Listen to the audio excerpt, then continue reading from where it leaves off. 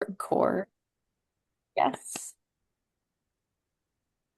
Awesome. Great.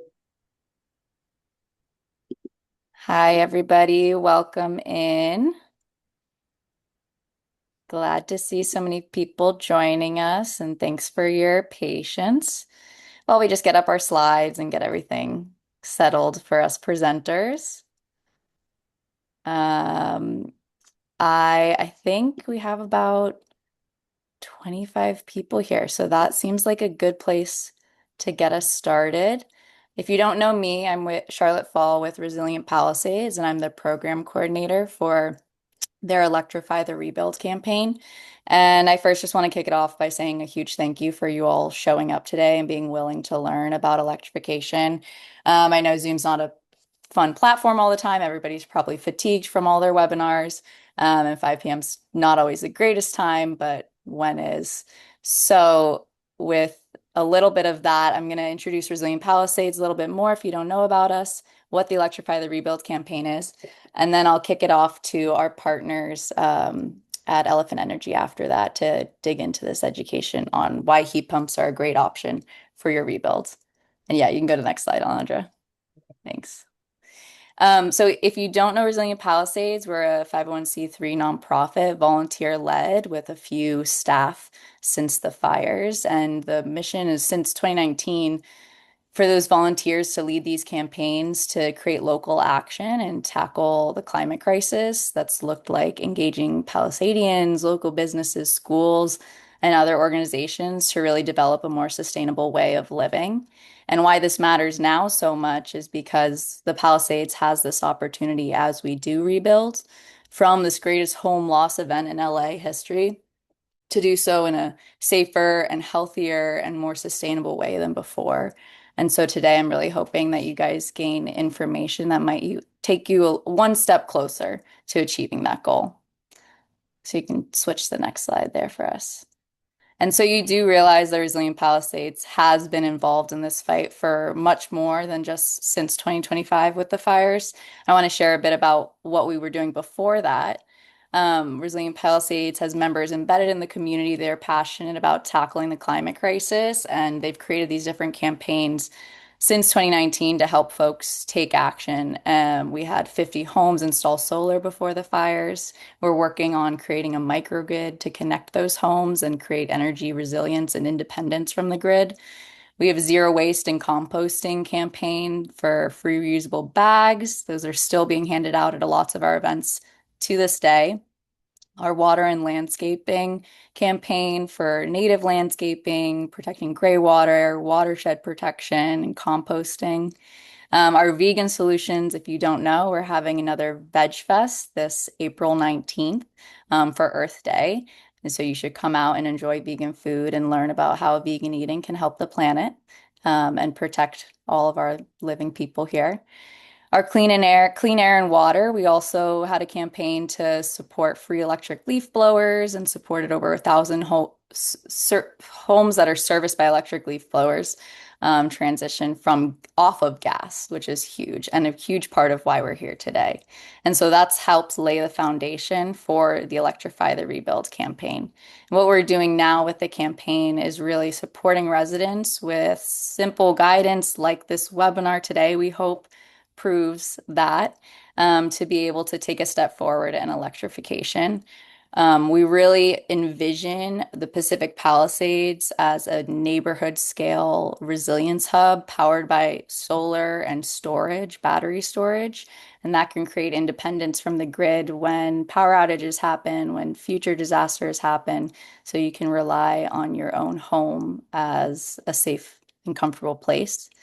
And we know that this goal of building 25% rebuilds with electrification might seem impossible, but the thing is that Boulder, Colorado, when they witnessed and experienced their Marshall 2021 fire, 4 years after their fire, they rebuilt 21% all electric. And so we do have a model to go off of. We know that Pacific Palisades residents are passionate and that they are smart and they want healthy and clean air to live in this community when we come home.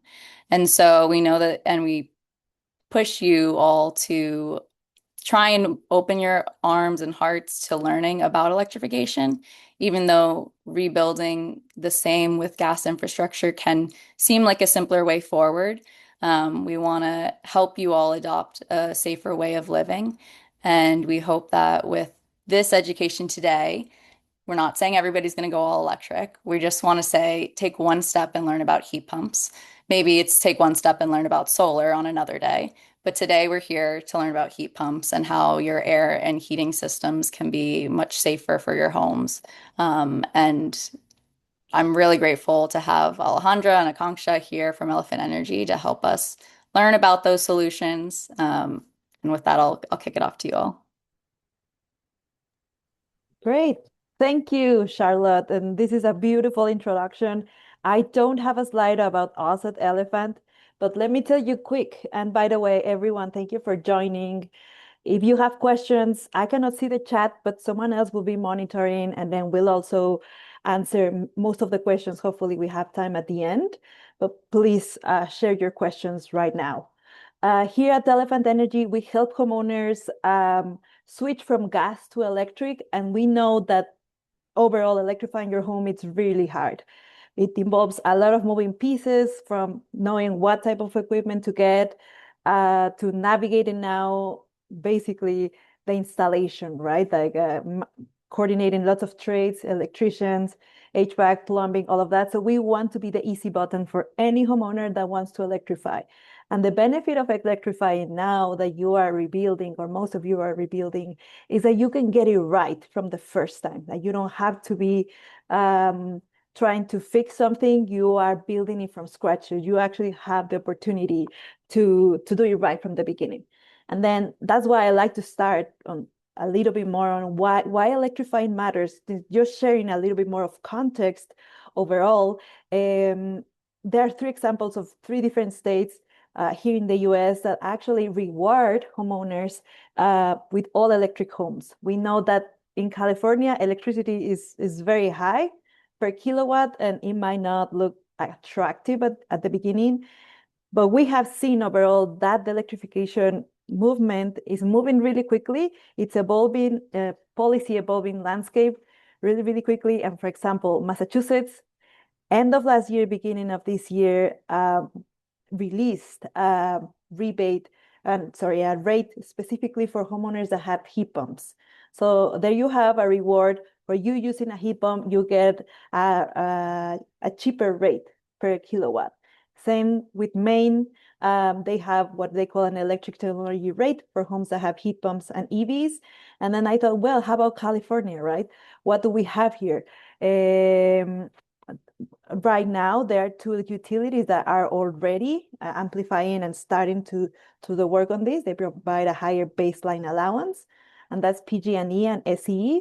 And we know that LADWP is just coming to do that. That's the reason that they are giving a lot of rebates for homeowners to switch to electric, because at the end, they want to help, and then they have specific rates. We know that that's coming at some point. And then just a quick summary that we know that the future is going to be all electric. So you have the opportunity to actually do that. Because once you decide, that's equipment that gets at your home for 10, 20 years. So it's a perfect chance to actually think about going all electric. This is a quick summary of what I mentioned before. Why other states are adopting different rates for all electric homes and homes that have heat pumps, and how much you will actually be saving on your bill.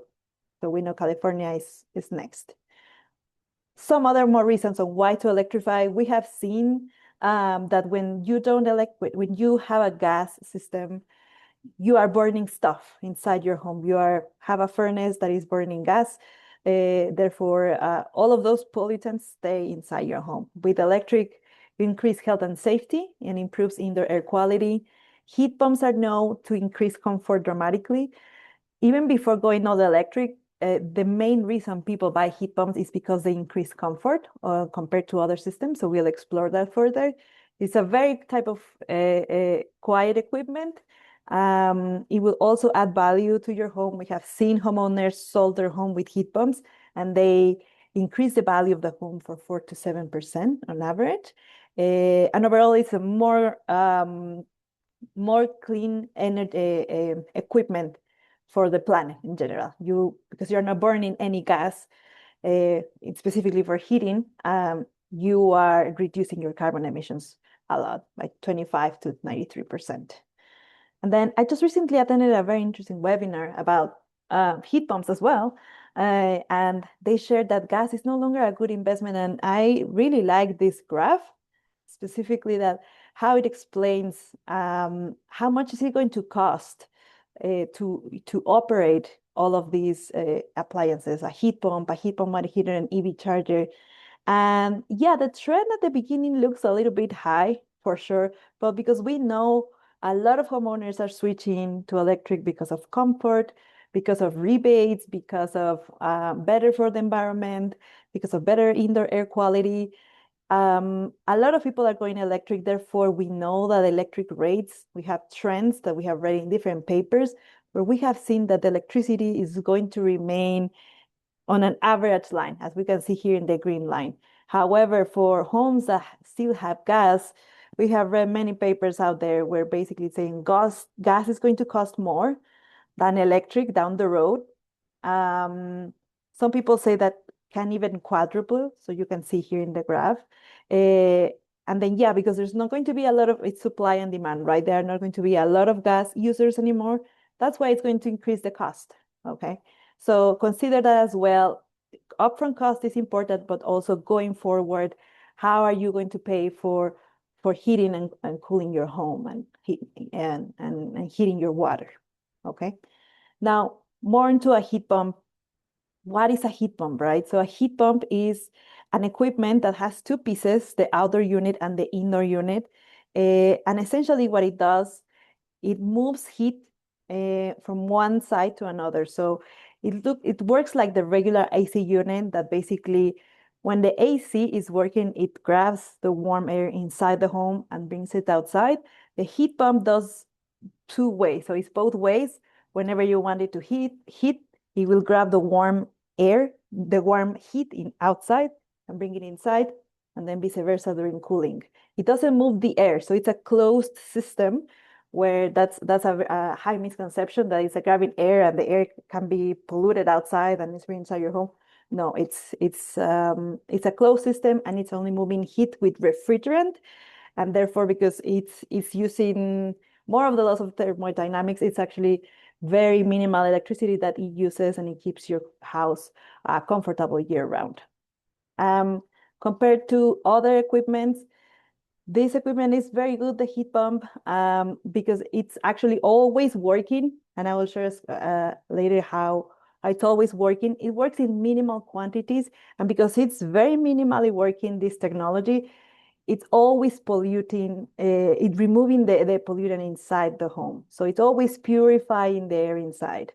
Because of the efficiency as well, you'll see that some equipments have SEER and HSPF ratings to measure the efficiency of the equipment. Heat pumps are usually very high. They usually have like 20 SEER rating, 19 SEER rating, and therefore they're more efficient than other regular AC unit and furnace or wall heaters, for example. So they're very efficient and very versatile. You'll see later, and I'll show you some examples on how we have seen we can design homes with a heat pump system that actually tailors to what you have in your mind when rebuilding. Okay. So a little bit more about the core difference of heat pumps compared to other equipments is that many of the equipments out there for heating and cooling have a fixed speed, basically have only one speed. Modern equipments usually have two speeds at a maximum, compared to heat pumps that have inverter technology. The main difference is here in the graph. So the ones that have fixed speed are this red one. And we put it here as conventional. Basically, it's an equipment that is always working on and off, on and off. So then therefore you have poor temperature control. It's inefficient use of the energy because it's grabbing a lot of gas or electricity to function. And overall it's costing you more. However, on the inverter side, which is the blue line, it works really hard as well as the other one to reach that set point temperature, let's say 72. But then in it graduates the temperature, it operates like cruise control. So it automatically speeds up or slows down depending on what your set point is. So that consistent temperature improves comfort dramatically, and therefore that's why it's the difference of technology. Heat pumps have inverter, other equipments don't. So whatever you choose something that has inverter technology now that you're investing on that. And why inverter is better on your electric bill? Overall, because it eliminates the energy spikes. As we saw in the previous graph, it's basically, again, on and off. And that spike is actually using a lot of electricity. It draws a lot of power as we have here. And we have seen it with homeowners when they share their electric bill with us. They use 3 to 4 times more power to restart. So that's actually costing you more and it's less comfort. So uh, I don't see actually a benefit in there, but inverters, because they are working hard at the beginning and then modulating it, that you have very little electricity that you are using. So it's lower bills on that end. I like to say dynamic capacity. It usually only uses the power it needs to heat and cool what you want. So I actually recommend going for a system that has zones because that enables you to only heat and cool what you need. And then you are not wasting electricity. We know overall in the HVAC world that what uses a lot of electricity are AC units. So this is a very efficient equipment for you. And now on heat pumps, we have two main different uh, types of what you can get. A ducted system where you can have ductwork built all around your home. It's a one thermostat home where you have a thermostat that will have with a set point temperature for your entire home, and then it will keep your home heated and cool at that temperature. Okay. The other difference is to have mini splits, where I'll show you some pictures shortly, where there are many different types that you can get. For example, wall heads, floor mounted units, or ceiling cassettes if you don't want to see the wall head. And there's a lot of benefits that we have seen with mini splits. We actually specialize on both, but we have seen a lot of interest in mini splits, where let me tell you some of the advantages. First of all, when you have ductwork, you have energy loss from heat and cool because of leakage. Even though you have a new ductwork, for example, at your home, we have seen that overall, like 5 years, 10 years, because it's having static pressure by pushing the warm air or the cool air through your ductwork. At some point, it's going to have leakage. So you'll lose some efficiency on that. And 20 to 30%, according to our studies, um, is the leakage of ducted systems. Another benefit for mini splits is that you will be able to have zones. I know that a lot of people appreciate zones, where basically you can have one room at certain temperature and the other one at a different one. So everyone will be able to adjust the temperature, the thermostat to their preference. I'm a cold type of gal. I like it at 68 when sleeping, but I know my mom likes it at 72, right? So it's perfect because then I can have it the way I want it. And then the heat pump is smart enough to keep the set point at your preference and with the inverter technology. Again, mini splits are super quiet. So if you are concerned about, I'm going to put a mini split and it's going to be noisy because it's just right there in my bedroom. I can guarantee you it's very, very quiet. It's usually 42 decibels, which out there in the market is very, very low, very quiet. So that's another benefit. And the last one, which I love, is that you can get the number of heads needed to condition depending on the zones and areas that you want. Let's say that your space is 1,000 square feet, you have 2 bedrooms, you have a living, dining. We can get into the weeds on personalizing a mini split system that provides the comfort of that square footage. And then we can mix and match doing wall heads, ceiling cassettes, floor mounted units, depending on the layout that you have. Something that ducted systems do not do. You don't see, of course, the lines, you have the bends, of course, when you do ducted systems, but you cannot do zonings with heat pumps. That's what we have seen overall. Zones do not work well with ducted. So the only true and tested way to do zones is with mini splits. Okay. And now talking more about zones, I really like this graph where that's basically what I was explaining, right? So here below we have the like a TV room and this room with the mini split at 68 degrees. Then you have the bedroom at 70. Then you have a little office at 74. And then the main living dining at 72. Every single room with a wall head will be able to have its own temperature, maximizing the comfort, of course, of every single room. And then let's say that you're not using the office, you can have it off, right? So that electricity that you are going to use for this one, you can have it off. So then you are not wasting energy conditioning spaces that you don't need, something that ducted system cannot do.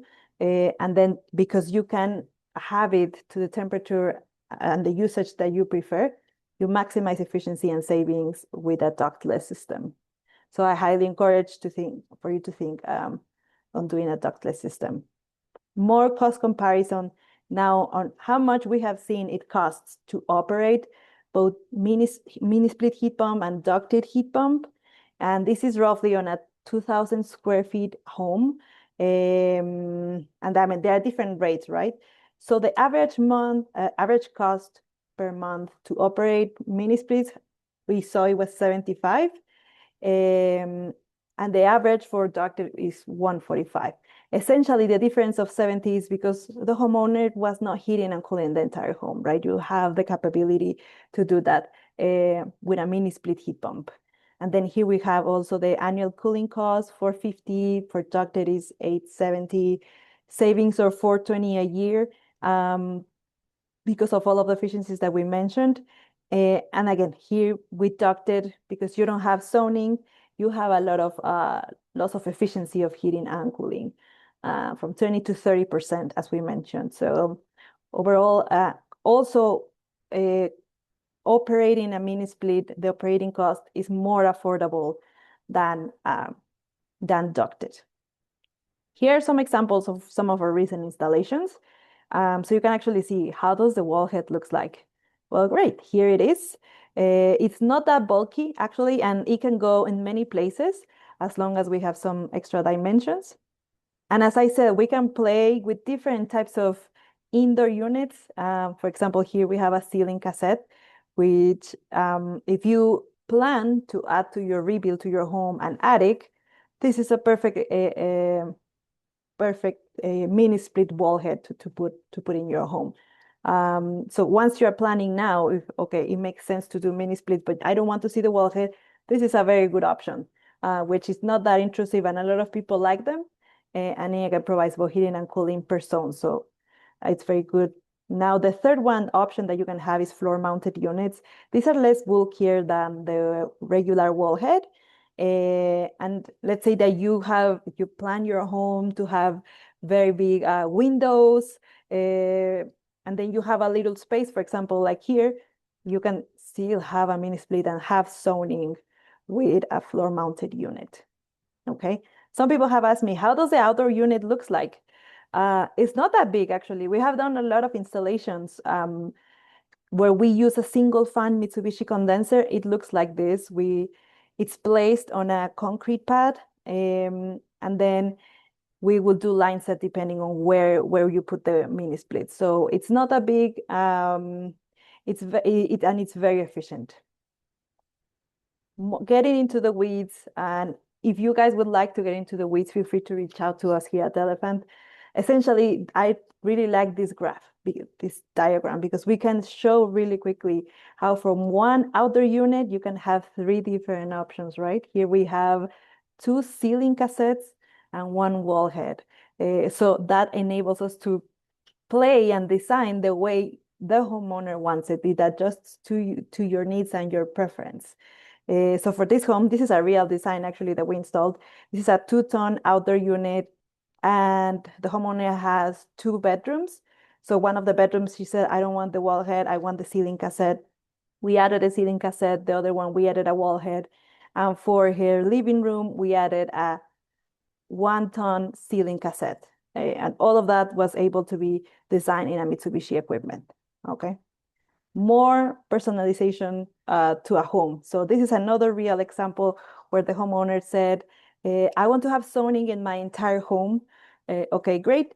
This homeowner has three main bedrooms. So ideally, when we're sizing for a bedroom, we use a 6K wall head. Um, and then that's what we did. And a bit larger one, you can see here below that it has a 15. And by the way, the numbers here to the right are just the cooling load and heating load it will provide. So please ensure that whenever you're working with any mini split contractor, you actually work with someone that knows how to size these things. Um, but yeah, for example, we matched the design to what he needed. At some point, we found an area of his home where we didn't have enough wall head space, not even for a floor mounted unit. There was no space. So then we did a ceiling cassette to fix that and we created a zone for his office and he's super happy. So again, all of the things we can put up to 5 mini splits into one small outdoor unit, the one I showed. And people are happy with all of the zoning. Okay. And the question that everyone always wants to know, how much does this cost? Well, great. Here we have a graph from Rewiring America on how much does this usually cost, depending on the square footage, of course. We have seen different ranges. And for a mini split here, I have a real cost of a recent installation that we are doing. So this homeowner decided that she wanted a mini split heat pump Mitsubishi. Top line cost 18,000, permit 1,100, and she qualified. And by the way, she was no rebuild. I want to clarify that rebuilds have more rebates as of now. She was a regular retrofit. She qualified with LADWP for 4,500, and we helped her claim this rebate. And the design for her was one little outdoor unit, the one that I showed you, one ceiling cassette for the bedroom, one and two wall heads. So we have that here on a 2-ton outdoor unit. It's very important to size accurately a heat pump because of the inverter technology that I was mentioning earlier.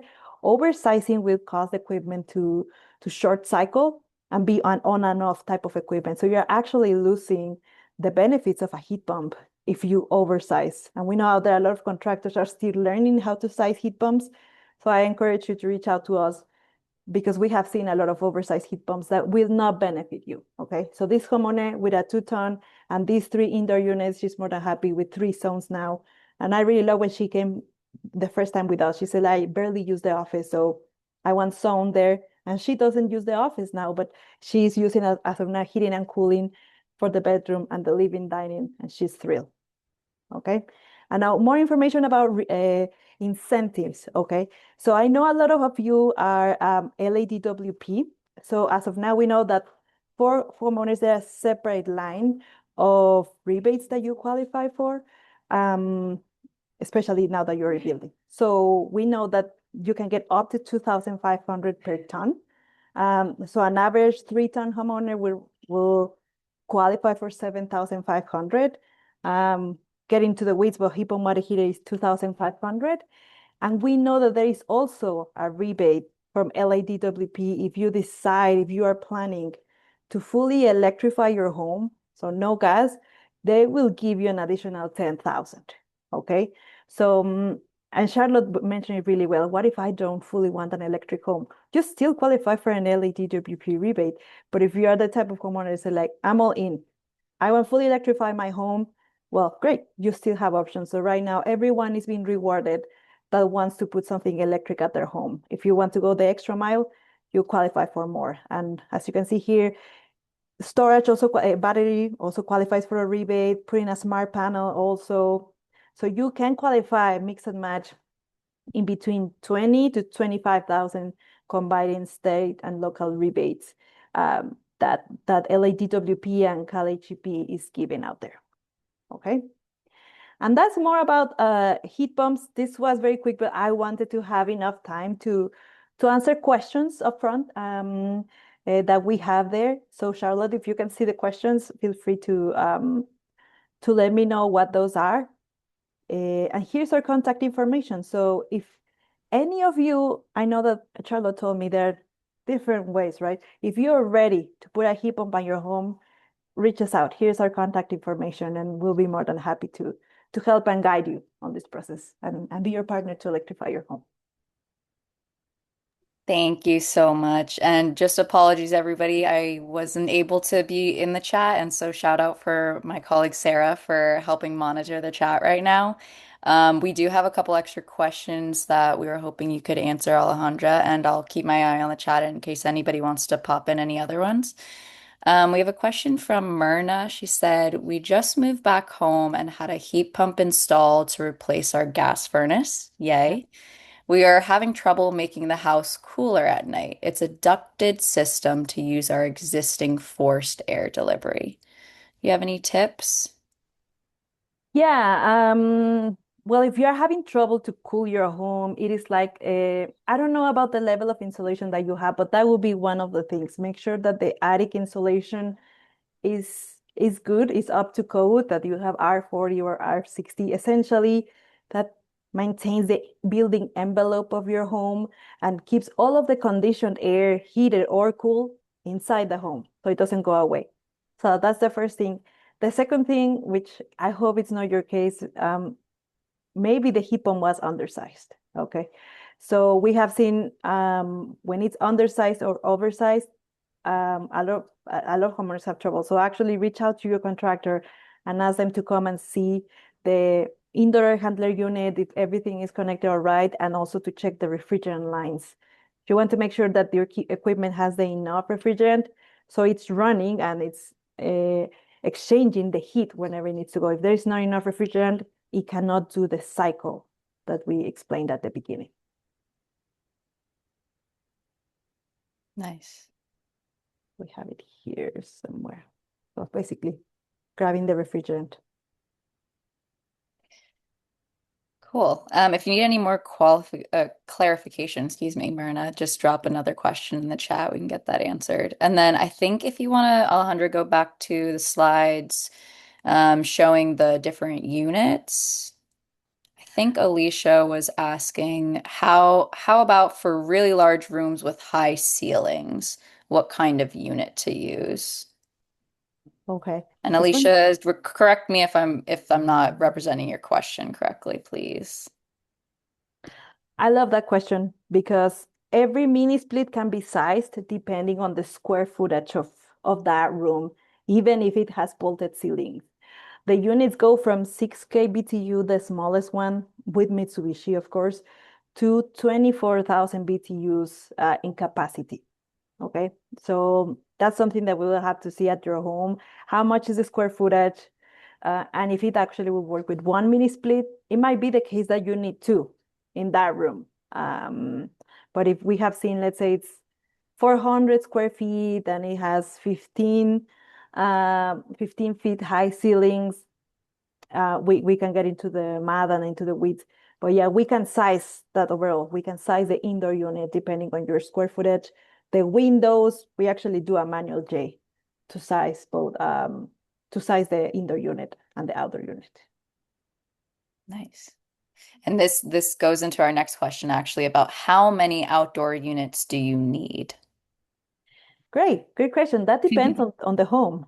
Um, for example, this home, uh, and I like to get into the details.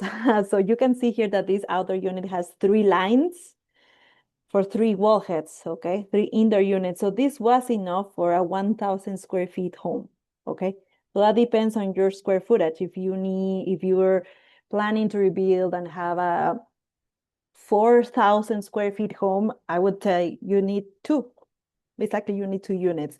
And also depends on the number of zones that you have, right? So if if we can put a big wall head or big ceiling cassette that both heats and cool a big area, then we can only size larger this outdoor unit to accommodate that.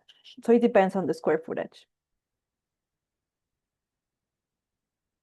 Next question. Vicky's asking, can a ceiling cassette be used in a downstairs room in a two-story house, or can it only work where there is an attic? It can work. You need an accessible attic. We have here, and I cannot draw here, but if you could see my mouse, here at the top is basically like all of the bulkiness of the wall head that you don't see is actually here at the top.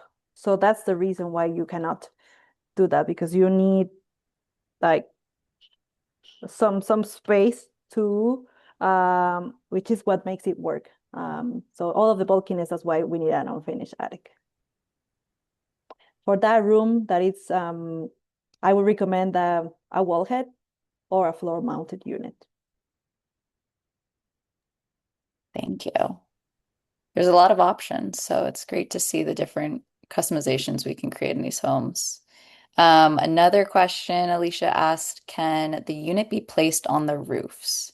Yes, yes, it can be placed on the roof. As long as it's a flat roof, which I know a lot of homes that are very modern, very amazing, will not want to have equipment in side yards. I don't have a picture here, but yeah, it's not that big actually, the outdoor unit to put mini split, so we can put it in the roof if it's flat.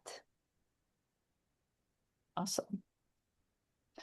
And we have more questions trickling in. This is great. Can all the Yes. units be linked together? For instance, one button push to turn on all to their default temperature.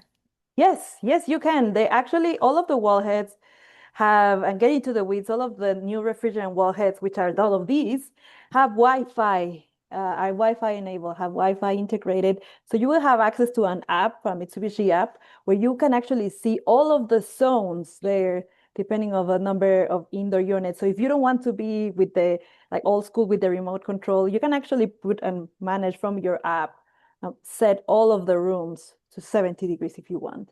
So yeah, that's totally possible. Easy. Yes. Love it. Is the outdoor unit noisy? No, it's very quiet. Let's go here to the quote that I put together for a homeowner. This is actually a real screenshot of a homeowner that we sent, and we have here the maximum decibels of the outdoor unit, which is 55 decibels. Very quiet. It's like even quieter than running your dishwasher or your the dryer is noisy. So no, this doesn't compare. The dryer is usually like 70 decibels. This is 55 at a max. And the indoor units are maximum 40 decibels. So they are very, very quiet.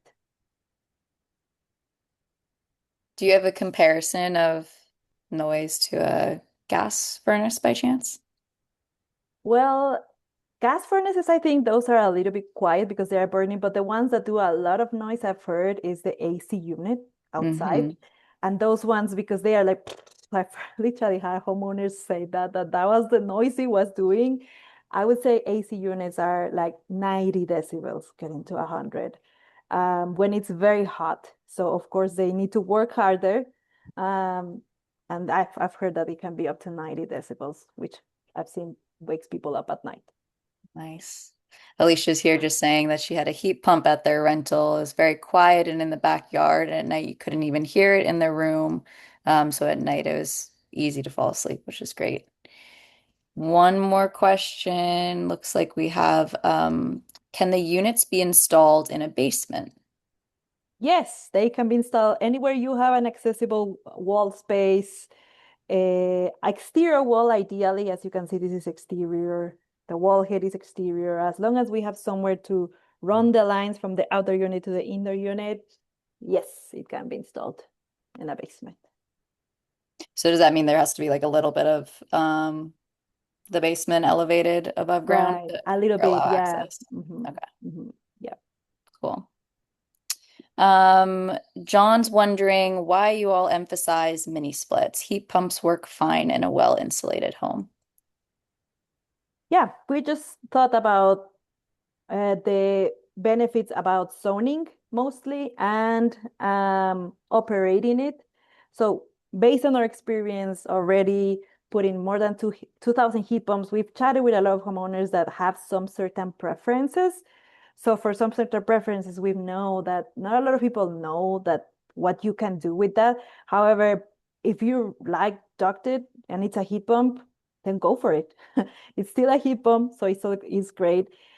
Essentially, another extra cost that we don't have here when doing ducted is having new ductwork on top of the equipment installed. And that's, I have seen some homes that charge, some home contractors charge over $5,000, which makes it more expensive to install. Okay.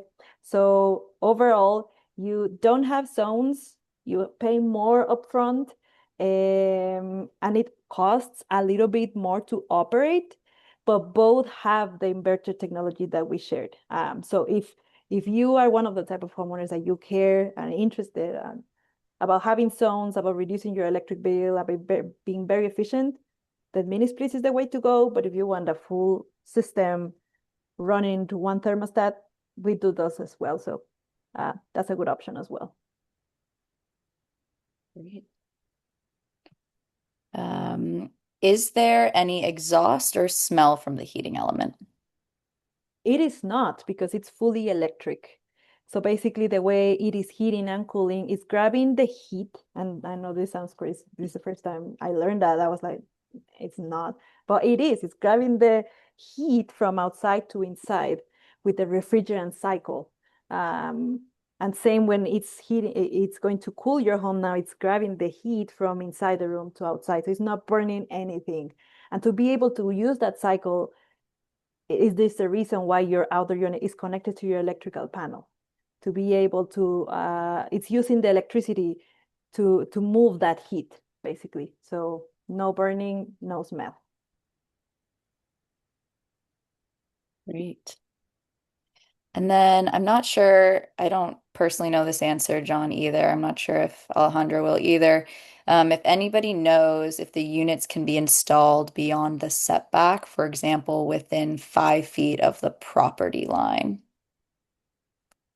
Mm, that depends on the code of your city. So whoever you end up working with, whenever they pull a permit, they should ask that question. Because essentially, let's say they pull the permit, they do the installation, and they bring the inspector to figure that out. Well, that's how you will tell if you can do it. So before the inspector um, doesn't approve your installation, make sure to ask when they pull the permit. Cool. I don't see any more questions right now, but Alejandro, I'm wondering if you can go back to the slide about the incentives. Yeah. And just share from your, I know you haven't applied for homeowners for Home LA, but have helped some homeowners work through the consumer rebate program from LAWP. Can you just share any tips about the application, what materials and things homeowners should keep in mind for doing these incentive applications? Yeah, you need a lot of information about the equipment, for example, the spec sheet, the HRI, your invoice. You need the permit and inspection already there. So I I actually, what we do here at Elephant Energy is if you work with us, we prepare a package of information that we send to you. So it's super easy for you to go into the portal and just submit everything. Like you don't have to be chasing anything. We'll give everything for you. So basically you need all of that information. If you, we are going to share this presentation.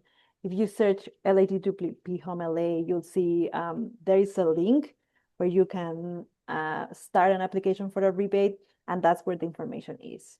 But if you want help, feel free to reach out. Yeah. And again, LEWP has been really great at communicating with Resilient Palisades, and we're happy to connect you directly with one of their technical assistants to get sorted on the application. We did have a couple more questions trickling Yay. here. Is there any advantage or recommendation to placement of up high or down low in a room? Mm, what does that mean actually? What I think like up high on the wall or down low, like the wall mounted versus kind of uh ceiling unit. yeah, okay, good. Thank you for clarifying. Wall heads need to be always placed at the top of the wall, just like you're seeing here. Because essentially, and I looked into the weeds, the mini split when it's in both heating and cooling mode, it throws the air to the front and down. So that's why the wall head needs to be placed at the top of the wall. However, floor mounted units, here is the little vent that actually um, has the air coming out. And here's open actually, that throws the air down up, and in some points it also throws up. So The floor mounted unit needs to be, of course, closer to the floor. And the ceiling cassette, of course, whenever there is an accessible attic in the roof. But it's energy efficiency wise, is there any reason to go one way or the other? No, both are very efficient and both are very quiet. I mean, the three of them. Um, Great question. On the operating cost is the same, but actually on the installation, we have seen that putting wall heads is more affordable than putting the other ones. So thinking about both upfront cost and operating cost same, upfront cost, more affordable wall heads, more expensive are the ceiling cassettes, and the floor mounted units are in between. Uh, Energy efficiency wise is the same. That's, I think everybody's thinking about affordability with these rebuilds, so that's great to hear. And then you maximize your rebate, of course, if you get a good size equipment, affordable, then you get more money back from the equipment, worth of the rebate, basically. And then somebody's asking, they have solar and batteries on their house. Nice. Any idea the size for you would need for one of these to support a solar system? To support your solar system, well, um, so I'm assuming that basically, so the solar covers your heat pump usage. That's basically what I'm thinking. Okay, so it's actually kind of hard to tell you how many kilowatts is the heat pump going to use because this is behavioral. Depends how much you use it, right? Depends on your set point temperature, depends on the indoor units. But if you're asking about the electrical and what's the electrical line that it needs, a lot of outdoor units require a 30 amp to 40 volt breaker connected to the panel. And again, because of the inverter technology, they are not using a lot of electricity, which it's likely that it's going to be covered by your solar. Great. What is the wattage of the wall mount units? We don't have that. I can get into the weeds, and I don't have that ready here with me, but I can send you the spec sheet, reach out to us directly, and we can send you the spec sheet for the GX06 ball head, which is the smallest one for bedrooms. Great. And then somebody's asking about the cost that Elephant Energy charges. I'm going to ask that we hold and just connect Leo directly with Alejandra and the team so you guys, we can keep this focused on education. And then anybody that wants to get connected, yeah, of course, we want to set you up with a plan here too. Yeah, and actually, if you go through our website, we have a calculator there where I can give you a rough estimate to put a heat pump on your home based on the square footage. It might need a little bit tweaking if you want mini splits. But yeah, we have a calculator there. And if you want the firm quote, if you're ready to electrify, here's our contact information so we can help you. I hope I did a good job getting to everybody's questions in the chat. I'm sorry if I skipped over everybody, but I think we've done a good job. Again, this presentation will be recorded and we'll send out the slides and everything afterwards. You can follow along with our campaign at resilientpalisades.org/electrify and continue to get updates on incentives. There's more than just LEDWP. There's California Electric Homes program. There's also so many more technologies than just heat pumps. And so we hope to continue to bring education like this from other experts on these technologies to you all in the next coming months. We do have one more question. Our contractor is specifying a system. Can we contract with you to check the contractor's work? We help homeowners from scratch. So if you want help on us designing the equipment, you'll have to go with us and the installation as well. Cool. Thank you for clarifying that. We have about 5 minutes, so we'll stick around if anybody else has questions and monitor the chat. But if not, thank you all for joining us. And really, from the bottom of Resilient Palisades' heart, thank you for Elephant Energy being here and helping us out today.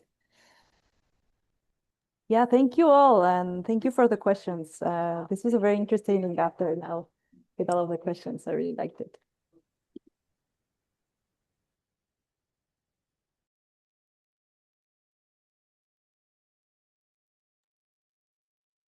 For anybody sticking around, I'll just pitch that Resilient Palisades is having an Earth Day event on April 19th in the Palisades Village Green. We're excited to have everybody come together in person together.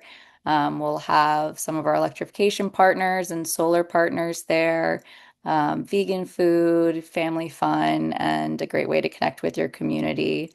We're also working on getting together an Eventbrite page to really start promoting a webinar with LEDWP and the California Electric Homes Program, which will happen in April.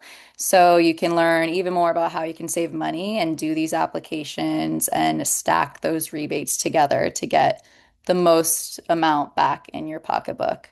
Um, so stay tuned for that in April. And yeah, those two events we're looking forward to having for y'all. That sounds exciting. All right. All right. I think we can close this out.